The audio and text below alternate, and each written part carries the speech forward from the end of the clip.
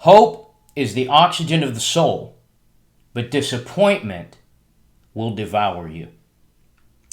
If you're being real, you know that there are some seasons when it looks like disappointment has stolen our dream and closed doors have cut off our hope. This Sunday at Metro Life Church, I'm beginning the brand new series we've been talking about entitled Something Greater. And the process for that journey that we're going to enter into beginning this Sunday begins in Genesis 16 when Sarai, who's not yet become Sarah, says to Abram, who will become Abraham, I'm tired. I'm weary. I don't have any hope left based on how long our journey's been and how much I've struggled and remained barren in the area of my dream.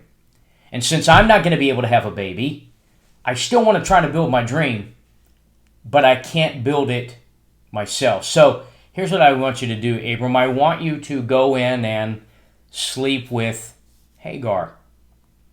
And maybe God will help me build a family through her. And so there's a whole lot to be said there and a whole lot to unpack. But what I want to talk about for a moment right now is simply the fact that when we get weary and we don't have clarity and we feel a sense of hopelessness concerning the very things we desire the most, it can take us to a place of emptiness and frustration where we begin to try to create solutions out of our frustration. Or we try to create solutions and change our outcomes out of an empty place in us. And that's not a criticism. You see, when you have felt pain, when you have known the death of a dream or the sting of disappointment, when you've stood before one door after another that is closed in your life and it looks and feels like time is passing you by and you've got to give up on what you once held so dear, it can bring you to a place of feeling, at a very deep place internally, feeling hopeless. And when we get in hopelessness, it reinforces our weariness and we're prone to make mistakes. What I want to tell you today is that that is not a criticism of Sarah. Because if you're being honest, you know what it's like to make some mistakes. Not because you're sinful, but because you're tired. When we get weary and we become hopeless, we lose our perspective. And when we lose perspective, we begin to create, or we begin reaching for, out of desperation, we begin reaching for a way to create a sense of normalcy or a sense of stability or certainty.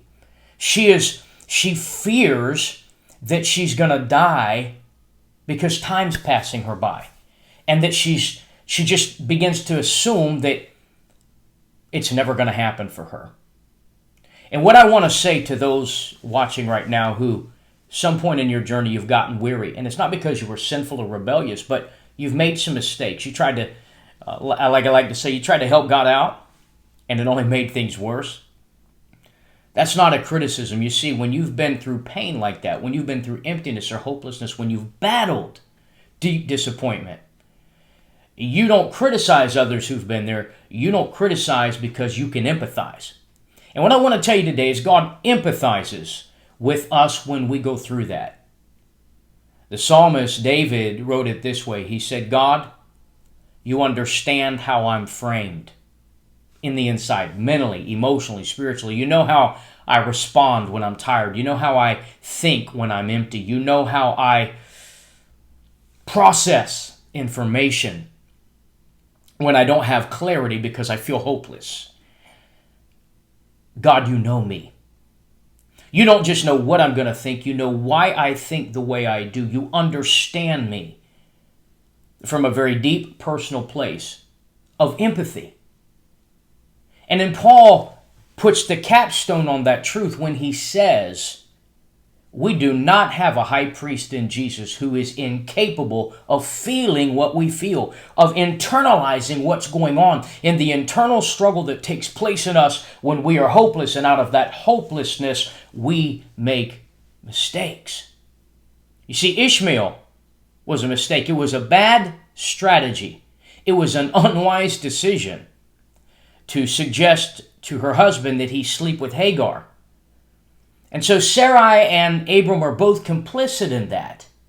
But the great news is that even when we have birthed some Ishmaels in our lives, Ishmaels are decisions we make not because we're evil, but because we're exhausted, because we've been wounded, because we're disappointed, because our perception has become deformed by disappointment that leads to hopelessness.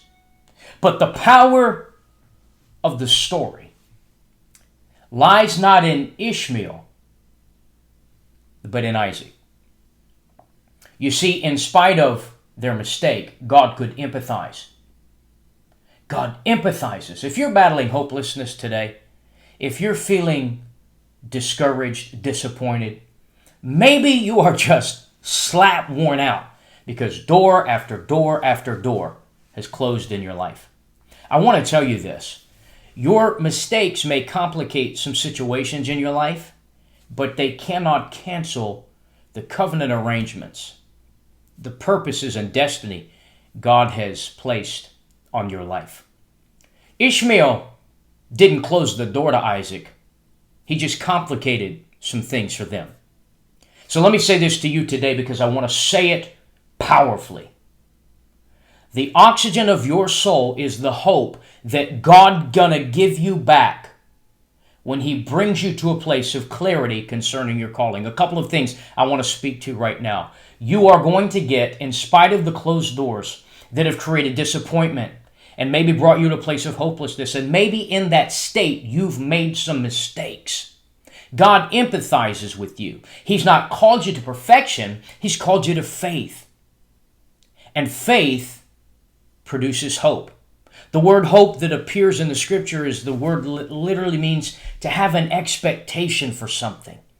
Sarai made a mistake. Abram made a mistake. They lost their perspective because the journey took the expectation out of them. But when God showed up and said, in spite of your Ishmael, there's an Isaac waiting in the wings. And in spite of your Ishmael, I'm still going to keep covenant with you. I empathize. So instead of criticizing you for what you did, I empathize for where you are, and I've not changed my mind about where I told you you're headed. So for those who are struggling because of some things you've been through and the doors that have closed in your life, let me say this to you. God's going to re-energize your expectation, and He's going to give you a powerful recovery of hope. Furthermore, you're going to get clear again about what your real calling is, and the right doors are going to open up to you. You also need to know that there may be some mistakes, and you may have some complication in your situation, but the truth is, the covenant dreams God has given you, the things He provoked you to pursue that seem to keep eluding you, you're going to reach those destinations. God did not provoke you to faith, provoke you to hope, and create expectation in you for that expectation to crash and burn on the rocks of disappointment. God's going to do what He said He would do. And in the process, He's going to release a recovery of hope in the deepest parts of your being. You may be wounded. You may be weary. You may not have clarity. But part of the journey of faith is this truth. We belong to the God of second chances, unexpected comebacks, and powerful new beginnings. There may be some Ishmaels in your past, but there are some Isaacs in your future.